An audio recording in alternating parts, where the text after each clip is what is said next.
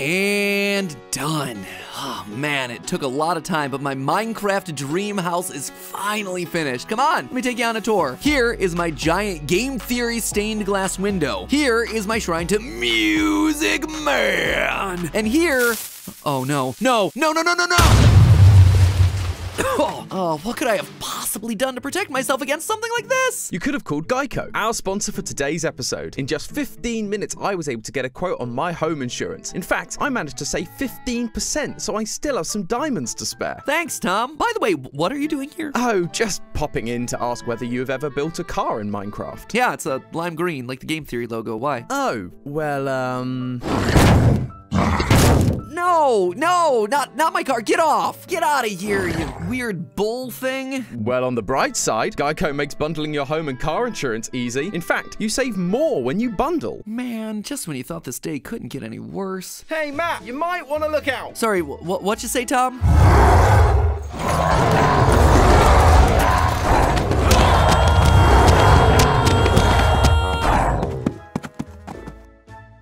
Hey, does Geico do life insurance too? Looking at you, I think you're gonna need something a little different. Yeah, I'm gonna go call Geico. Yeah, you do that.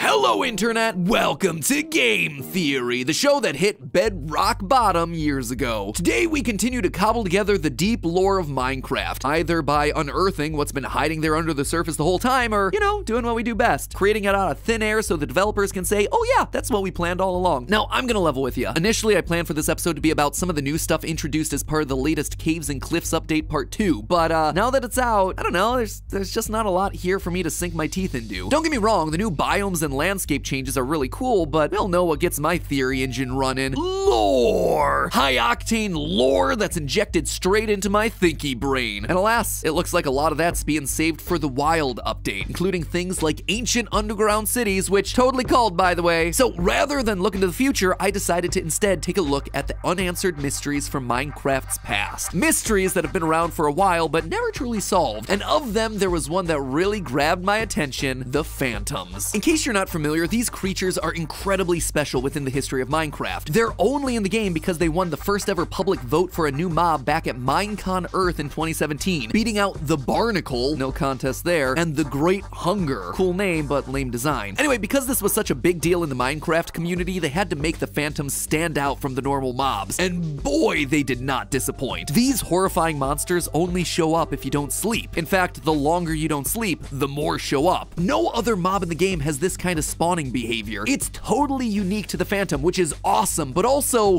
why? Why would we have voted for this? These things make the game so much harder, especially in the early game if you can't find any darn sheep to make a bed. But this spawn behavior got me thinking, what actually are these things? We do have some flying creatures in the overworld, bats and birds mainly, but they're tiny in comparison to this thing. And take a look at their design. They're like the stuff of nightmares, a bony, decaying body accompanied by ear-piercing screeches.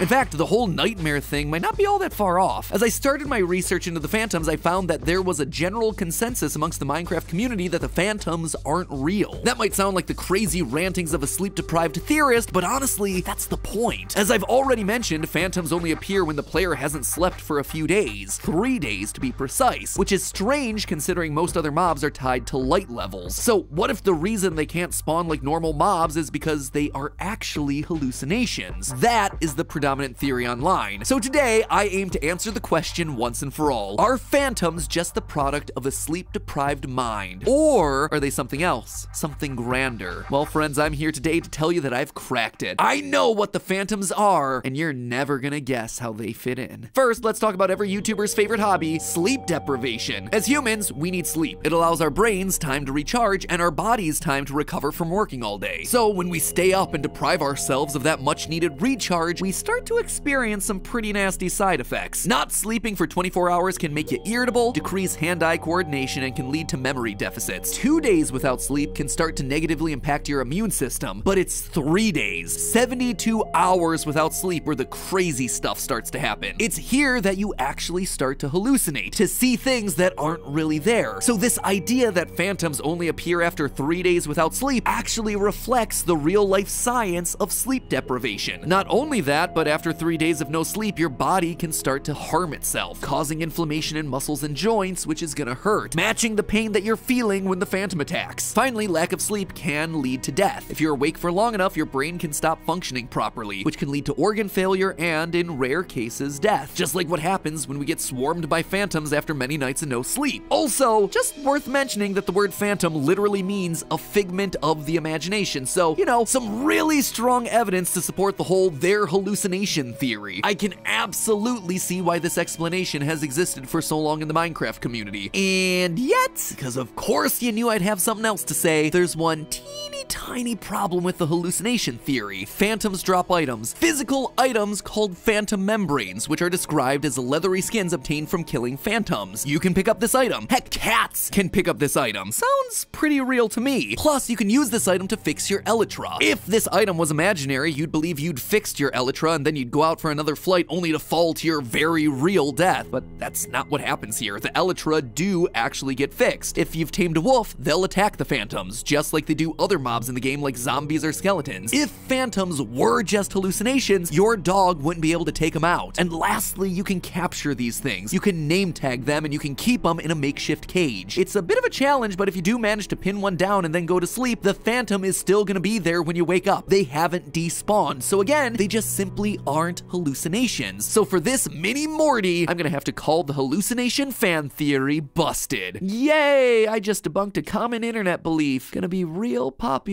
after that one. But while I've just shot holes into a theory, I've yet to propose one of my own. So what in my mind is a phantom? Well, let's first look at the phantom's other qualities, namely the fact that it's considered to be an undead mob. The undead mob category is mainly filled with very obviously undead enemies, basically all the variations of zombies and skeletons, zombie villagers, zombie horses, zombie piglins, skeleton horses, things like that. There's also stuff like drowned and husks. All of them are representations of living things that exist elsewhere in the world. Villagers, piglins, horses, hoglins, players, ancient builders, like we've talked about in previous theories. But the phantom is different. Once again, it's unique as the only undead mob to not have a living counterpart. Or does it? Loyal theorists, I propose to you that the phantoms are actually the undead versions of ender dragons. See, I mentioned something earlier that I wasn't able to shake, the phantom membrane. This unique item is incredibly important because it's the only one in the game that can be used to fix your elytra. Before the introduction of the phantom in 1.13, you could repair your elytra using regular old leather, but as soon as phantoms were introduced, phantom membranes became your only viable option, which tells us that there's a very specific connection between these two items. Repairing items in Minecraft works on a like-for-like basis. If you want to repair your diamond armor, you have to use diamonds. Same for your tools. So the fact that phantom membranes can repair elytra would imply that they are in fact one and the same. Now, in one of our previous episodes, we actually discussed the creation of the elytra and determined that they were created from the wings of ender dragons. That's why they can only be found in the end ships and why, unlike practically everything else in the game, we're unable to craft them. After defeating Gene the Ender Dragon, the final living dragon, there simply isn't enough material in the world to create a new set of elytra. So if elytra come from dragons and phantom membrane repair elytra, then phantoms must be dragons. But phantoms look nothing like ender dragons. I hear you saying, yeah, if you compare the two side by sides, there isn't a whole lot connecting the two. However, if you look at the initial design process that went into making the phantoms, you start to find a few more connections. Here's the original design that was shared during the mob vote of 2017. The design originally included a flapping mouth, which was removed because the designers felt it made it look too much like a Muppet, which, yeah, I can definitely see that. The only other mob to have itself a flapping mouth, the Ender Dragon. Now, that might have been a bit of a stretch, but what's not a stretch is that for the longest time, the Phantom was meant to have a black color scheme. Originally, it was just black, but if you take a look at the official toy collection for Update Aquatic, when the Phantoms were first introduced, what do you notice about the Phantom? It had a black design with gray detailing, just like the coloring of the Ender Dragon. And just like that, we suddenly begin to see a lot more similarities, especially with the top edge of the wings and the tail details. Sure, since then the coloring has changed and the toy collection has been brought in line with the coloring in the game, but this shows us that up until quite late in the development, the design was made to reflect the Ender Dragon. Even elements of the Phantom's game design are reflective of the Ender Dragon, specifically the way it attacks. It flies around in circles and then swoops down to attack, much like one of the techniques employed by the Ender Dragon during your fight. Sure, this might sound like a weak connection, but I'm not the one making it. This element of the Phantom's mechanics is specifically called out in the Minecraft Dungeons wiki. Quote, "The attack and flying behavior of Phantoms in dungeons is similar similar to various species of hawks in reality instead of the original game, which used the Ender Dragon's behavior. All of this points to these two creatures being linked, but I get it, there will be skepticism around this. After all, the Phantoms are still missing some key features of Ender Dragons: arms, legs, long necks, and you know, they're tiny by comparison. My best guess is that they're probably meant to represent like dragon babies, but the truth is, I don't have any more physical evidence to give you that would explain those things. But I think I can offer some hypotheses, some game hypotheses, as to why everything works the way it does. First, the membranes. You would think that if we collected enough Phantom membranes, we'd actually be able to make a new Elytra, but we just can't. Well, I'm assuming that's because the Phantom's skin is decaying and damaged. It's undead, so it's weaker. It's good enough to patch a wing, but it wouldn't be strong enough to actually make a full set like the ancient builders did from fully formed dragons. How then do you explain the whole 3 days thing? Well, we actually get the answer from Jeb himself. Quote, "This manta ray-like monster is a flying creature that spawns at high altitudes. It's attracted to insomnia and will find players who haven't slept for many days." It's attracted to insomnia, it's not created by insomnia, which implies that it does already exist in the world. So what then is going on here? Well, not sleeping for long stretches of time can increase your heart rate and body temperature. Plenty of creatures in the animal kingdom rely on those things to sense prey. Barn owls can hear a mouse's heartbeat from over 50 feet away. But specifically, I want to call out pit vipers and boids, two snake varieties that use a natural form of infrared thermal vision to hunt. They have these cavities located on each side of their head called pit organs, which allow them to detect the heat difference between their prey and the environment, down to the level of millikelvin. So if you weren't sleeping and your temperature began to rise as a result, suddenly the nocturnal phantom is able to distinguish you from everything else and can swoop in for the kill. As far as how phantoms fit into the overall narrative of this world that we've slowly been crafting theory by theory, I think it all comes back to the Illagers. For those of you who don't know, the Illagers are a group of exiled villagers that live in the woodland mansions. Now, after looking at the behavior of these mobs, I proposed a couple theories back in 2020 that suggested these guys were doing experiments to bring the dead back to life. In one of those theories, I described the Illagers as a cargo cult, a society that was once visited by a strange, highly advanced group of people, in this case, the ancient builders. And when those ancient builders disappeared, they didn't understand why, nor did they understand the technology and tools that they left behind. These visiting strangers become like gods to the indigenous people, and so the cults will often recreate items and structures they saw used by the visiting groups, but with less sophisticated technology. This is why Illagers have beds, maps, and end portals inside of their woodland mansions that are made of wool. They understand the visuals of these items, but not the purpose of them, or how to actually craft them. And it's the end portal which is actually the focus for us today. See, back in that other theory, I said that in order for the Illagers to create a fake version of an end portal, they would have had to have seen an end portal, and they knew it was significant because this is where the ancient race of builders appeared from. If this is true and the ancient builders were using some form of an end portal, then chances are the Illagers would have heard stories of the Ender Dragons, these monsters that the ancient builders were actively hunting to the point of extinction. They'd also be aware of the Elytra that the builders crafted out of the dragon wings. So when the ancient builders suddenly disappeared, the Illagers began to recreate things that they'd seen and heard about in order to try and get them to come back. They tried to create woolen portals to go looking for them, but to no avail, so they had to turn to more extreme measures. They'd already been experimenting on villagers and had been trying to recreate the ancient builders themselves only to produce zombies. So why not try to recreate the one thing that they knew the ancient builders had been actively hunting, the Ender Dragon, hoping that doing so would bring the ancient builders back to protect them. But there was a problem. They had never seen an Ender Dragon. All they had were stories that they'd been told, maybe some scraps of dragon and Elytra that the ancient builders had left behind. But that didn't stop them. They sought to make something out of that scaly, leathery material, and with the Elytra being small in size, they could very well have believed that maybe the Ender Dragon wasn't really that big. They created something that to them looked like the creatures of legend, but they needed one more thing, something to bring it all to life. So using the Evoker's powers over the spirit realm, the ones they used to summon the Vex, they managed to pull the vengeful spirits of the fallen Ender Dragons and put them into these new bodies. This is why Phantom membranes can't make Elytra. The skins of the Phantoms are an imperfect copy of the original, now rotting with decay thanks to the inorganic nature of their birth. Phantom is another word for ghost, after all. The spirit of the dragons, now a shadow of their former selves, roaming the night sky, hunting down the descendants of the ancient race that wiped out their species, screaming at us with the same dying scream that we hear when we kill the last ever Ender Dragon.